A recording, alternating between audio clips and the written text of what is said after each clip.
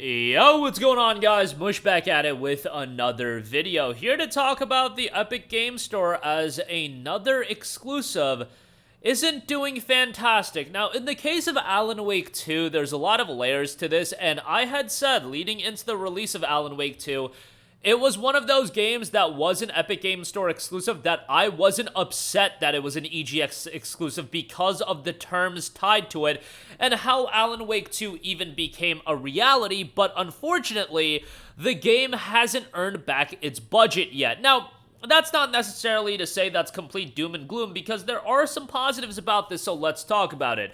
As noted on TechRaptor, Remedy Entertainment has released its financial statement for the first quarter of 2024, and it looks like the survival horror sequel Alan Wake 2 has yet to make back its development and marketing budget. In the statement, Remedy says that Alan Wake 2 has sold 1.3 million copies at last count. That is also the fastest selling Remedy game in history. Now, if you look at some of the bigger Remedy titles that have come out, really the competition comes from Control, because the other games they've dropped, Alan Wake 1, Xbox 360 exclusive initially, Quantum Break, Xbox One exclusive initially. So you would have to go back to some of the older Remedy titles in terms of, its competition. That's why that making it the fastest selling Remedy game isn't that impressive, but still a nice statistic to have. 1.3 million copies for a game, however, that is a legit contender for Game of the Year. A lot of people pegged it for 2023's Game of the Year, and if it wasn't number 1, a lot of people had it at number 2 behind Baldur's Gate 3.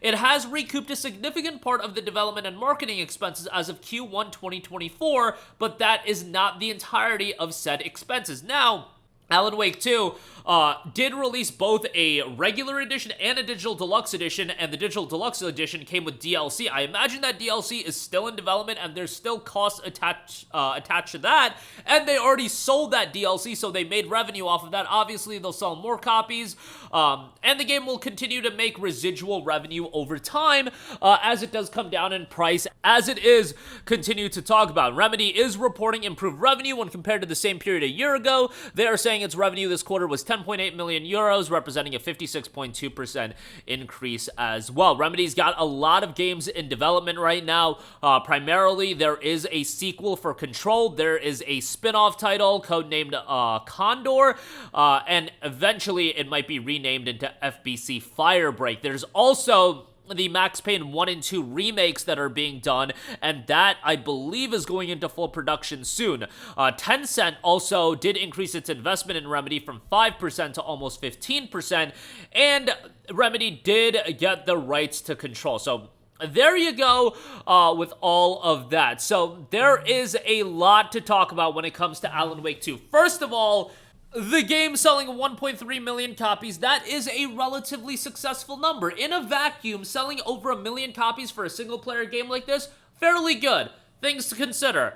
I imagine a significant, and I mean significant, portion of this game's sales numbers were cut on the basis that it wasn't available on Steam. Now, I'm not mad that Alan Wake 2 isn't available on Steam. I get upset with things like Final Fantasy VII Remake not being available on Steam right away, Dead Island 2, because those are timed exclusivity deals where Epic just throws money at certain publishers to bring forth games that were gonna happen anyway. Final Fantasy VII Remake was gonna eventually get ported to PC anyway, at least I'm led to believe that.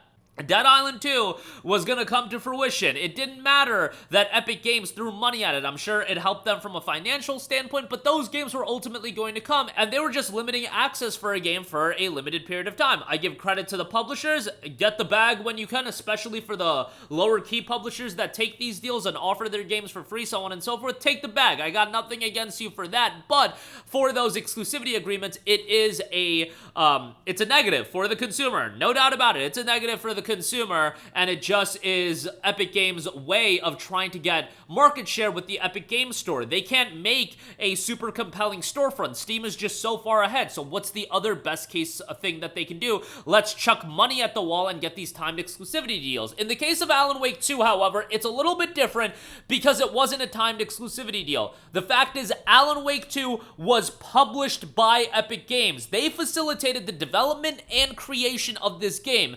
I am led led to believe that Alan Wake 2 wouldn't have actually come to fruition if Epic Games wasn't involved. Therefore, because they published the game, it's much like Sony publishing a game. Yeah, I have my opinion that I think Sony should release their game on PC day and date, and I think that would ultimately be a positive for them, but they published the game. Do whatever the hell you want with it. Epic Games published Alan Wake 2. It's your prerogative to do whatever the hell you want with that. Do I think releasing the game on Steam would be beneficial to the sales numbers in a vacuum for Alan Wake 2? Yes, but I get it that publishing Alan Wake 2 was a part of a grander picture. They're trying to get market share with the Epic Games Store. I just don't think the Epic Games Store is ever going to pop off to that level, and I think it's a money pit going forward, but Epic Games disagrees with me on that. They're allowed to disagree with me. I'm not a business expert. I don't know how these things work, so I just foresee it. You've signed all these exclusivity deals. You signed a deal for Saints Row 2022, which to me just comes across as the craziest way to burn money,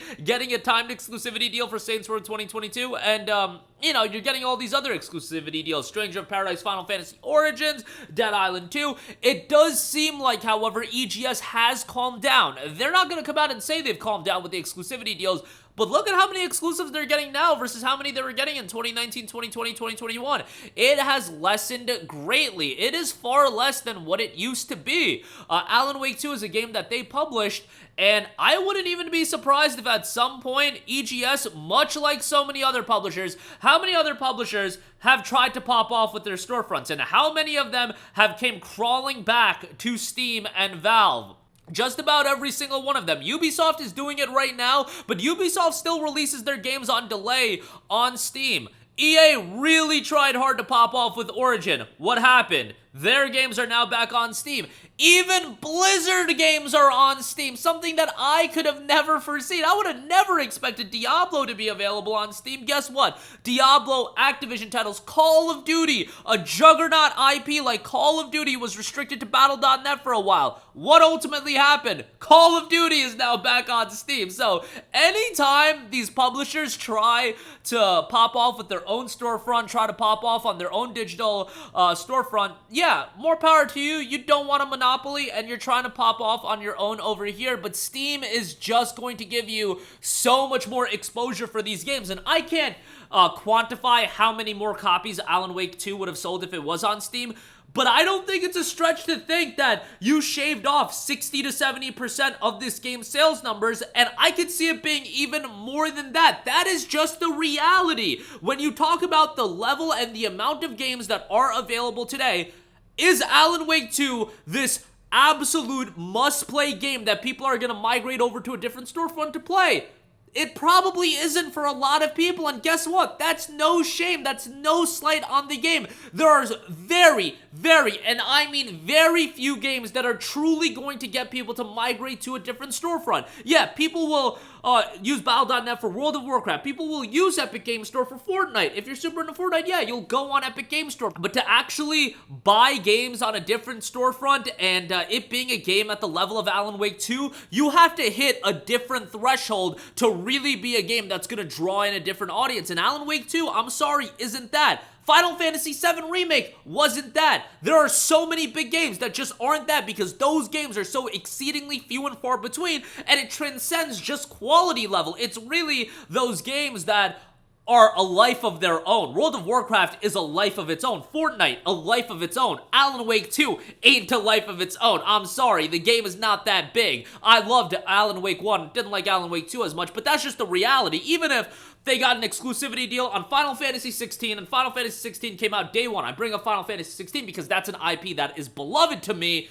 Even then, I can acquiesce. That wouldn't be enough. If they got Spider-Man 2 day one on the Epic Games Store, and it was only on the Epic Games Store for 6 months, and it wasn't available on Steam, I'm sorry, for the most part, that wouldn't be enough. Those games are just not big enough to get people in droves, in a mass quantity, to drive off over to Steam, off Steam, unless it becomes a case where Epic Games Store successively gets Alan Wake 2, Spider-Man 2, Final Fantasy 16, like, just monster game after monster game. It takes a behemoth effort to really get people to migrate, unless it's something like that, and at that point, you're just burning so much money, and ultimately, the publishers are still going to want to release their games on Steam, and ultimately, I don't even know if that's enough. Even if you did get all of these behemoth releases, I don't even know if that would be enough. It's just the game that you play when you are releasing your games on your own digital storefront. And it's not like we're ever going to get numbers, but think about it like this.